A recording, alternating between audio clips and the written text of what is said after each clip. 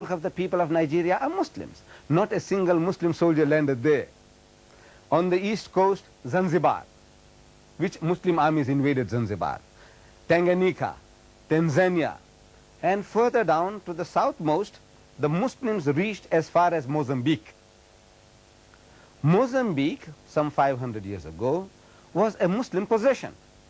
The Arab trader had gone there as far as Mozambique, and there was a Muslim governor of this area some 500 years ago, whose name was Musa bin Baik. And when the Portuguese, when they conquered this territory, they could not pronounce Musa bin Baik, so they said Mozambique. They changed the name, they perverted the name to Mozambique, maybe unintentionally, but they perverted the name. Like Gibraltar, it was Jabal Tariq, the Mount of Tariq. They couldn't say Jabal Tariq, so they said Gibraltar.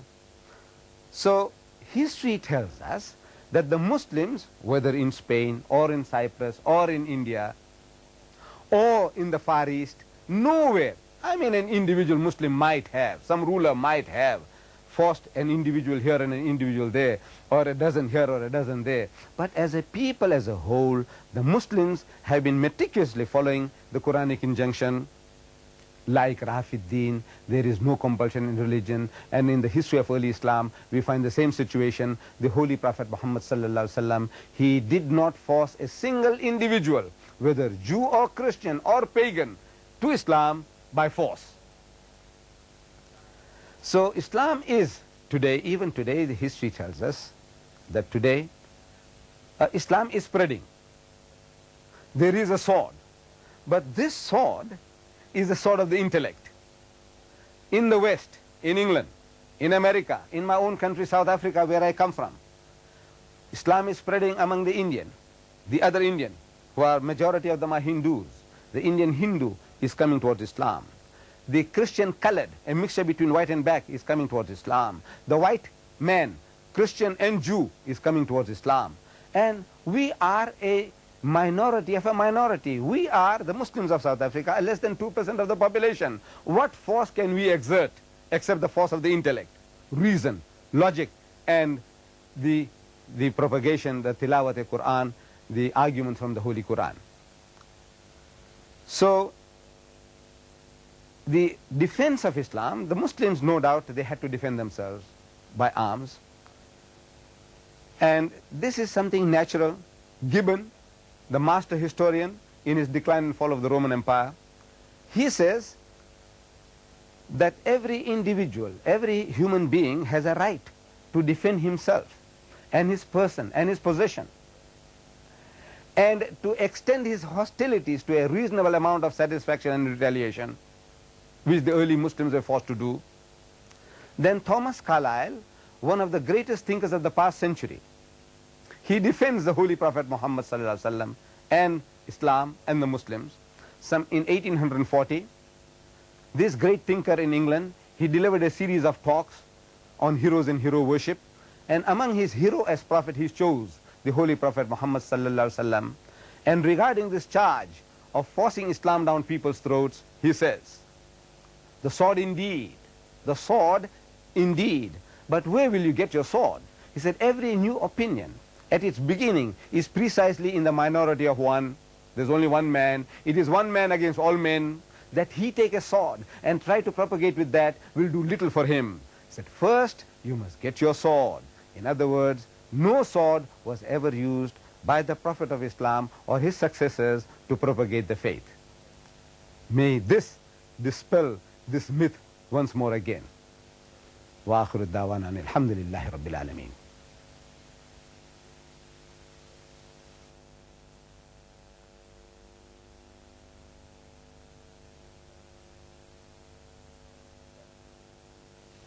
أعوذ بالله من الشيطان الرجيم بسم الله الرحمن الرحيم سبحان الذي أسرى بعبده ليلا من المسجد الحرام إلى المسجد الأقصى الذي باركنا حوله لنريه من آياتنا إنه هو السميع البصير صدق الله مولانا العظيم.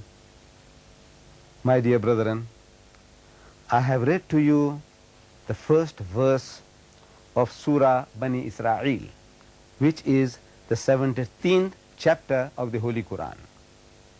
You may refer to this in the Holy Quran I mentioned once before, published by the Islamic courts and affairs of your own city, Doha, Qatar, and this Quran is available from them. It's a translation, an encyclopedia of some 2,000 pages, which has a very comprehensive index. Now, in this index, you will find details of the Mi'raj under M, or if somebody tells you that this is in the Surah Bani Israel, you look under B, Bani Israel, and it will tell you that Bani Israel is chapter 17, and you can very, very readily, very easily check up and read for yourselves with the commentary that is given in it. Now, in this verse, Allah subhanahu wa ta'ala speaks about this event which took place in the life of the Holy Prophet Muhammad sallallahu alaihi wasallam, Mi'raj, meaning the ascension, in which the Holy Prophet Muhammad was taken, according to the majority of the commentators, with whom I agree, that physically he was transported from the Masjid al-Haram, that is the Masjid at Makkah, the holy mosque, the sacred mosque in Makkah. From there he was transported to the farthest mosque, which was in Baytul Muqaddis, that is Jerusalem, and from there he was transported into the spiritual realms physically. Now, the difficulty with many Muslims about Mi'raj is whether it was spiritual or whether it was physical.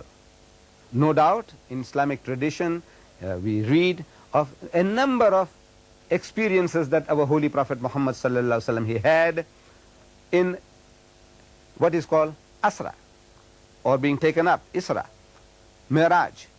But this one in particular, the commentators say that it was physical. Now, what is the difficulty? The difficulty is, for modern man, he says, now how can anybody be taken out into outer space and into the great beyonds? Because we know that as we go higher and higher, there is lack of oxygen and freezing. One would freeze to death. If we go to a place like, let's say, the moon, they say on the sunny side of the moon, where we see the brightness, where the sun is shining, it is so hot that the humankind, his body, his blood will boil in 2 minutes. On the shaded side, he will freeze in the same amount of time. So how can anybody be taken out of this environment into another environment and be brought back safe and sound? Well, giving some little thought to this, I find that there are so many things which to the layman is impossible to comprehend. For example, our own movement on earth.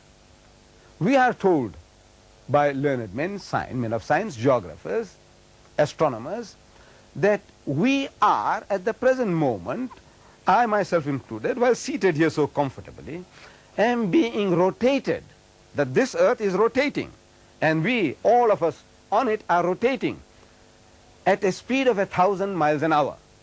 The circumference of the earth being 24,000, and once in 24 hours we make one complete revolution. So we are traveling while seated comfortably at 1,000 miles an hour in one direction, rotation, 1,000 miles an hour. Everything is being taken for a ride, 1,000 miles an hour. But this is one movement. There is another secondary movement, that while the earth is rotating, the earth is going around the sun. And we are told that the speed at which it is moving around the sun in an elliptical orbit is 66,000 miles an hour, which goes round and round while rotating, going round and round the sun in 365 and a